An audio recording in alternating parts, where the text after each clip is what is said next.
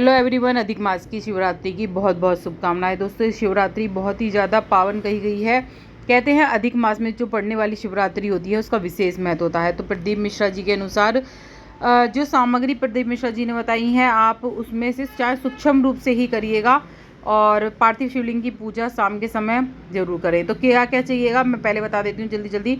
पंचामृत चाहिएगा, जैसे दूध दही मैंने भी यहाँ पर लिया है ये रहा, और दूध दही घी शहद और शक्कर।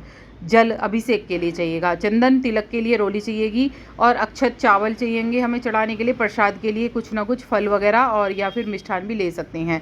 बेलपत्र चाहिएगा भगवान शिव के लिए। निवेद चाहिएगा, कपूर चाहिएगा, और वस्त्र चाहिएंगे, या फिर आप वस्त्र के अलावा भी अर्पित कर सकते हैं।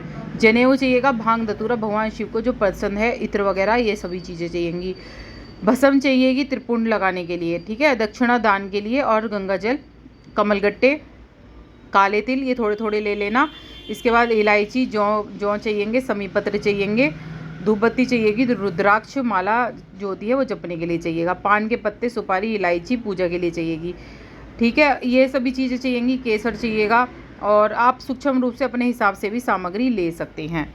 ये नहीं कि सामान की सामग्री हम पर नहीं है तो हम भोलेनाथ की पूजा करें नहीं। जहाँ पर गमले में ही बनाकर शिवलिंग, समी के जो गमला होता है उसमें ही बनाकर आप सूक्ष्म रूप से जो है ये शिव जी की पूजा कर सकते हैं। भगवान शिव को बहुत ही भोले भाले हैं, इन्हें ज़्यादा चीज़ों की ज़रूरत नहीं होती है। अगर आप मन से एक लोटा जल भी चढ़ाएंगे तो भगवान शिव बेहद ही खुश होते हैं। शाम के समय आप गमले में भी बना सकते हैं, या फिर इस तरह से मेरे जैसे मैंने उसमें बनाया है प्लेट पे, इस तरह से भी बना सकते हैं। सबसे पहले जो शिवलिंग है आप उनको वो अर्पित करें, जल अर्पित करें। फिर 5 चीज़ें जो मैंने बताई हैं, शक्कर, दूध, दही, ये सभी 5 चीज़ें अर्पित करें। इसके बाद आपको सादा जल अर्पित करना है, और जनेऊ अर्पित करना है, तिलक लगाना है, बेलपत्र अर्पित करने हैं। जो भी आप लाए हैं, जैसे कि वो है पत्ते, और भी पत्ते होते हैं जो चढ़ाए जाते हैं भगवान शिव को, समी के पत्र हैं, वो भी सभी चीज़ें चढ़ानी है। काली मिर्च, थोड़ी सी इलायची, जौ, जो मैंने बताया है सामग्री, वो सभी चीज़ें आपको एक साथ ले लीजिए हाथ में, एक साथ भी चढ़ा सकते हैं। चावल वगैरह आपके अगर घर में शिवलिंग है आप उसकी भी ज़रूर पूजा करें, ठीक है।